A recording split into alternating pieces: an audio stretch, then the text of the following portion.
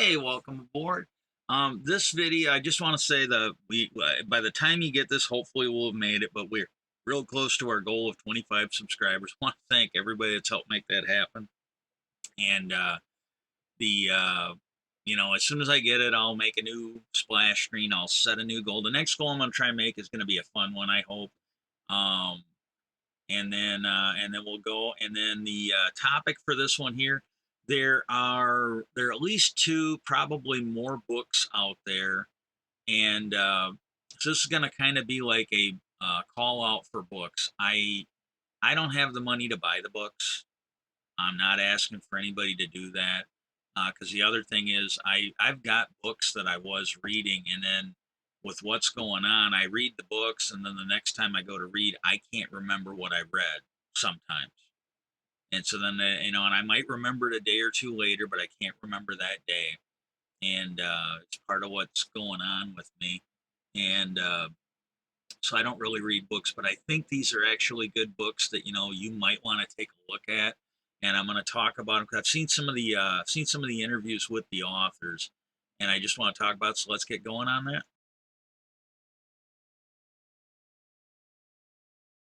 To the conservative website The Bulwark and host of Not My Party on Snapchat, Tim Miller. He's author of the new book titled Why We Did It, a travel log from the Republican road to hell. And here we are, Tim. Here we are. You like that? Okay, now this book here, I haven't seen him. I'm going to watch this later. I don't want to do like a first time reaction video on this, but I've seen him, and I think he worked for one of the Republicans, and I can't tell you off the top of my head which one is, but this is a guy that's really had a come to Jesus moment. And he never really came off as a bad guy. Even before he kind of abandoned the Republican Party, or at least the people that are currently running it. But he seems to be a fair, at least, again, I don't know what he did before, and if he's done some horrible shit that I'm unaware of, leave them in the comments, because I really don't like these horrible people trying to reinvent them after they sold their soul to fuck over our country. I really don't. But I don't think he's done anything wrong. And I've seen him on, and he's actually done, I think, a very good job of pointing out what the Republicans are doing. And if I was still able to read, and if I had the money to buy the books, I would probably at least take a look at this book. So let's go look at the next. We're joined now by Washington Bureau Chief for Mother Jones, David Corn. His new book is out today, titled American Psychosis, a historical investigation of how the Republican Party went crazy. David, congratulations on the book. It's good to see you. I want to set the table a little bit with a bit of a summary from the book on Mother Jones titled It Didn't Start with Trump. The decades-long saga of how the GOP went crazy reads in part, there is a well-established record for more than 70 years the Republican Party has stoked animus and conspiracies, often capitalizing on unfounded apprehension about internal enemies subverting the nation. In the 1950s, the foe was Reds. In the 1960s and beyond, it was black people demanding social justice and societal change. In the 1970s, the new right and the religious right claimed liberals and Democrats and gays were plotting to destroy the nation. Tea Partiers asserted Obama headed a sinister cabal bent on turning the United States into a socialist hellhole.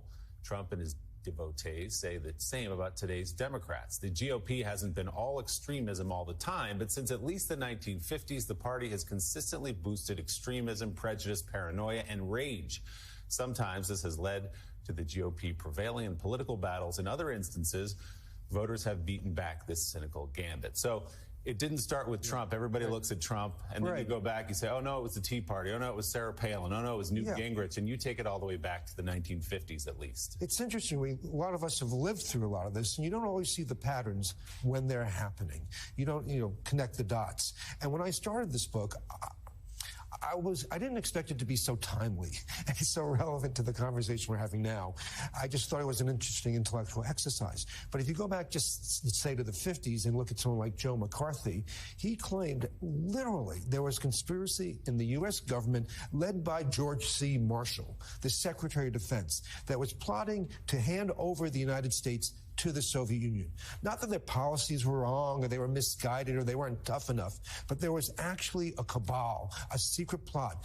And it's, in a lot of ways, it's like QAnon today without the baby eating and all the sex stuff.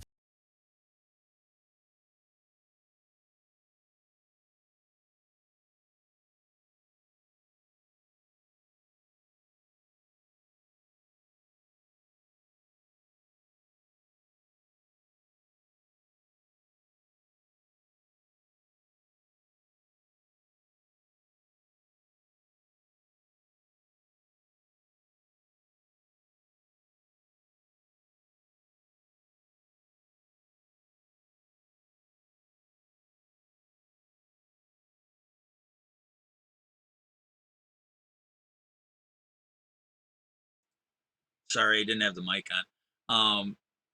The Republican Party, and I'm glad he tied that in there, where he tied it into QAnon. Now, they were doing this back in the 50s with the McCarthy era, and the Republican Party was going along with it, just like they're going along with it now, just like they went along with McCarthy, and they did the same thing with George Bush Jr.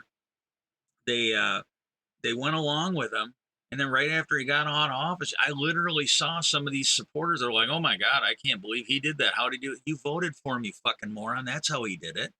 And and this is something we need to see, just like they got behind McCarthy, just like Reagan got behind the religious nuts in the 80s, just like Donald Trump Jr. got behind the crazy people. He really had a lot to do with what we got because he let him back in the party. But just like them back then, they're doing it now. Listen to, you'll see these Republicans, they will make up lies. They'll be like, oh, well, yeah, you got Black Lives Matter, you got Antifa. No, a lot of the case, not all the time, but a lot of the case, you've got right wing people that are doing stuff, and then the Republicans are trying to blame. And it isn't these nut jobs pissing themselves out on the fucking street, it's the people in office.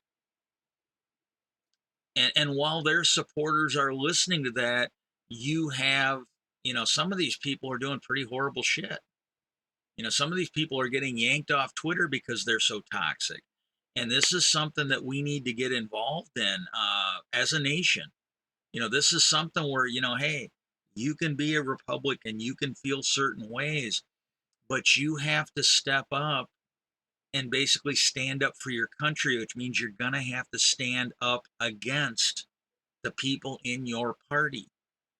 And you need to let your party know that if you want my vote, you have to start throwing these people out.